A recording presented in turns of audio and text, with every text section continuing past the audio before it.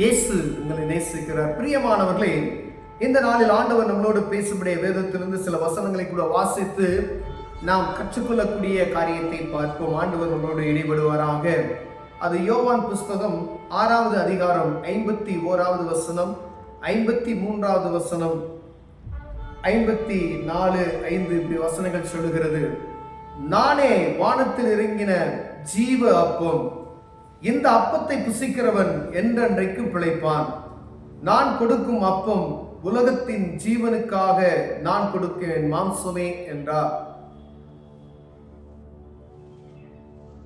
நீங்கள் மனுஷகுமாருடைய மாம்சத்தை புசியாமலும் அவருடைய இரத்தத்தை பானம் பண்ணாமலும் இருந்தால் உங்களுக்குள்ளே ஜீவன் இல்லை என்று மெய்யாகவே மெய்யாகவே உங்களுக்கு சொல்லுகிறேன். இந்த வசனங்களை ஆண்டவர் உபதேசிக்கும் போது கப்பர்நகூமில் உள்ள ஜெப ஆலயத்திலே அவர் உபதேசிக்கையில் இவைகளை சொன்னார் என்று எழுதியிருக்கிறது. பிரியமானவர்களே, ஆண்டவராக இயேசு கிறிஸ்து இந்த உபதேசத்தை கப்பர்நகூமில் உள்ள ஆலயத்தில் உபதேசம் பண்ணி கொண்டிருக்கிறார். அப்பொழுது அங்கிருந்த ஜனங்கள், சீசரில் அநேக ஜனங்கள் என்று சொல்வதை காட்டிலும் அங்கு தெளிவாக சொல்லப்பட்டிருக்கிறது சீசர்கள். அவருடைய சீசரில் அநேகர் இவைகளை கேட்ட பொழுது இது கடினமான உபதேசம், யார் அதை கேட்பார்கள் என்றார்கள். பிரியமானவர்களே, இது கடினமான உபதேசம். ஆண்டவர் சொன்னார், நானே ஜீவ அப்பம், என்னுடைய மாம்சத்தை புசித்து என்னுடைய இரத்தத்தை குடித்து வாழ்கிற மனிதன் அவன் நித்திய ஜீவனை பெற்றுக் கொள்வான் என்று சொன்னதை குறித்து அவர்கள், இது கடினமான உபதேசம், எங்கும் நமக்கு காணப்படுகிற ஒரு பயங்கரமான ஒரு காரியம், மாம்சத்தை புசிப்பார்கள் என்று சொல்லுகிறார்களே, இரத்தத்தை குடிப்பார்கள் என்று சொல்லுகிறார்களே என்று. அவருடைய இரத்தத்தை குடிப்பதற்கு என்னுடைய பாடுகள், என்னுடைய மீறுதல்கள், என்னுடைய அக்கிரமங்கள், பூமியில அவருடைய இரத்தம் சிந்தப்பட்ட ஒவ்வொரு இரத்தமும் எனக்காக, உங்களுக்காக, இந்த பூமியில் உள்ள ஒவ்வொரு மனிதனுக்காக சிந்தப்பட்டது என்பதை நாம் மறந்து போய்விடக்கூடாது. பிரியமானவர்களே, அவர் கடைசி பாடுகள் மத்தியில ஆண்டவரை ஒப்பு கொடுத்தது. இதில் ராபோஜனம், கடைசி ராபோஜன பந்தியில என்னை நினைவு கூறும்படியாய் இதை செய்யுங்கள் என்று ஒரு உடன்படிக்கை நாம் பண்ணியிருந்தார். அப்பொழுது ஆண்டவர் சொன்ன அந்த காரியம், எப்பெல்லாம் இதை நினைவு கூறுகிறீர்களோ, இதை அனுசரிக்கிறீர்களோ, என்னை நினைவு கூறும்படி அதை செய்யுங்கள் என்று சொன்னார். பிரியமானவர்களே, இப்ப எப்பெல்லாம் இந்த அப்பத்தையும் இந்த ரசத்தையும், ஆண்டவராக இயேசு கிறிஸ்துவின் சரீரம் என்று ஒரு அப்பத்தை நாம் வாங்கி புசிக்கிறோம், ஆண்டவராக இயேசு கிறிஸ்துவின் ரத்தம் இது என்று சொல்லி அவருடைய திராட்சை ரசத்தை வாங்கி நாம் குடிக்கும் பொழுது, என்னுடைய பாடுகளுக்காய், என்னுடைய அக்கிரமங்களுக்காய் இயேசு அடிக்கப்பட்டார், நொறுக்கப்பட்டார், அவர் பலியாக கொடுக்கப்பட்டிருக்கிறார் என்பதை நாம் மறந்து போய்விடக்கூடாது. பிரியமானவர்களே, ஏதோ ஒரு உலகத்தில் இருக்கிற ஒரு சாதாரண மனிதனுடைய இரத்தம் சிந்தப்படவில்லை. வானத்தையும் அண்ட சராசரங்களையும் உண்டாக்கின வானாதி வானத்தேவன், வானாதி வானத்தினுடைய கர்த்தருடைய குமாரனாகிய இயேசு கிறிஸ்து, நானும் என் பிதாவும் ஒன்றாய் இருக்கிறோம் என்று சொன்னதை நாம் உணர்ந்து கொள்ளும்படியாய் அவருடைய குமாரனை அனுப்பி, அவருடைய குமாரன் அவரே இறங்கி வருகிறார்.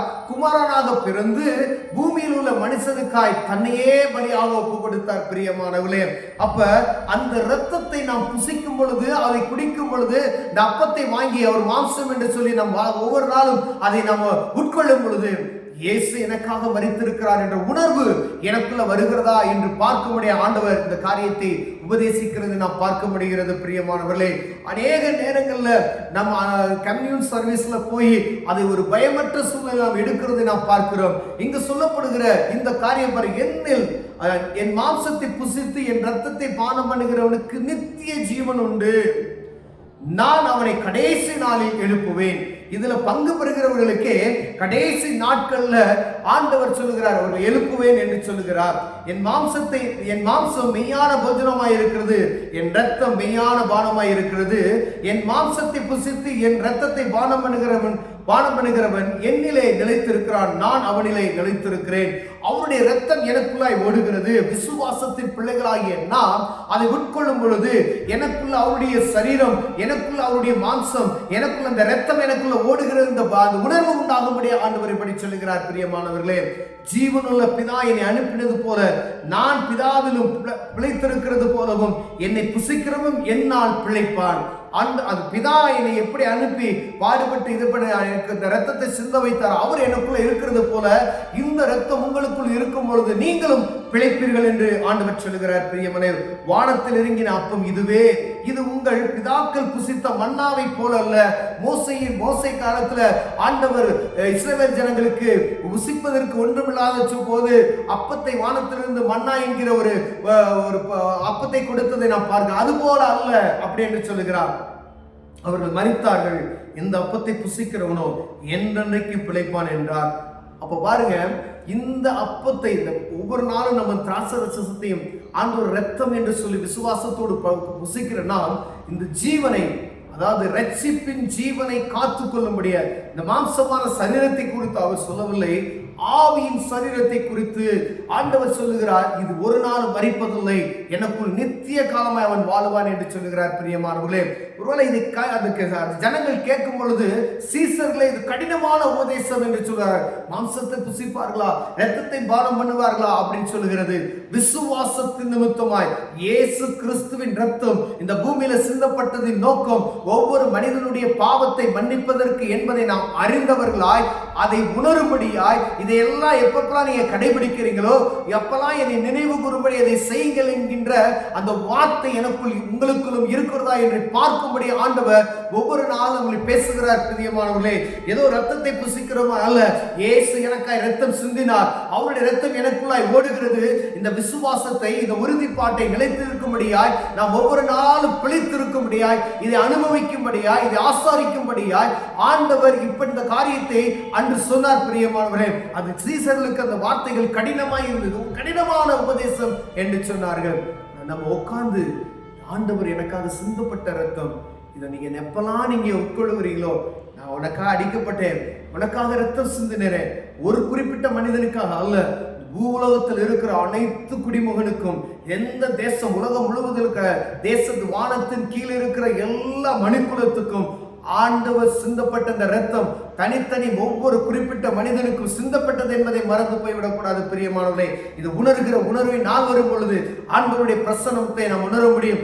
அப்பொழுது கடைசி நாட்டில் நான் இவர்களை எழுப்புவேன் என்று சொல்லி இருக்கிறார். பிரியமானவர்களே, அதனால இந்த ரசத்தையும் இதே ஆண்டவருடைய சரீரத்தையும் ஆண்டவருடைய ரத்தத்தையும் நாம் கம்யூன் சர்வீஸ்ல போய் அட்டென்ட் பண்ணும் பொழுது எவ்வளவு பயம் பக்தியோடு வாங்க முடியுமோ, கையில வாங்கும் பொழுது தேவ பிரசனத்தோடு இதை வாங்குவீர்கள் ஆனால் ஆண்டவர் உங்களோடு இடைப்படுவார். சரீரத்தில் காணப்படுகிற பலவீனங்கள் மாறும். ஆனா நம்ம ஏதோ கம்யூனிஸ்ட் சர்வீஸ் அட்டன் பண்ணணுன்றதுக்காண்டி அப்படி செய்தோம் ஆனால் ஆண்டவர் இங்கு சொல்லப்பட்ட இந்த காரியத்தில் அற்புதங்கள் நடக்காது. பிரியமானவர்களே, ஏன்னா இதை வாங்கினவர்கள் அநேக பேர் புசித்து மரணம் அடைந்திருக்கிறார்கள், சிலர் வியாதிப்பட்டு இருக்கிறார்கள் என்று வசனத்தில் எழுதப்பட்டு இருக்கிறது. அப்ப எவ்வளவு பயபக்தியா இதை வாங்கி நம்ம புசிக்கணும்னு சொல்லி பாருங்க.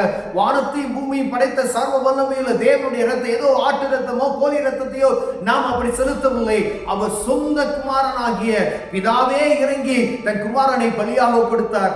அந்த இரத்தத்தை நினைவு கூறும்படியாய் இதை வாங்கும் பொழுதெல்லாம் எனக்குள்ள இயேசு இருக்கிறார், எனக்காக ரத்தம் சிந்தினார் என்ற உணர்வு வரும் பொழுது ஆண்டவர் நம்மை ஆசீர்வதிக்க வல்லமையுள்ளவராக இருக்கிறார். பிரியமானவர்களே, கண்களை மூடுவோம், ஜெபம் செய்வோம். அன்பின் தகப்பனே, எப்பெல்லாம் ஆண்டவரே நினைவு கூறுவோம் இதை செய்யுங்கள் என்று எங்களுக்கு சொன்னீங்க. ஆண்டவரே,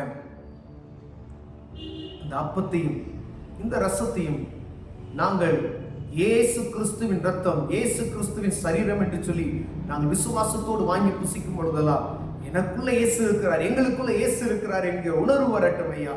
இயேசுவின் நாமத்தில் பிதாவே, ஆமென்.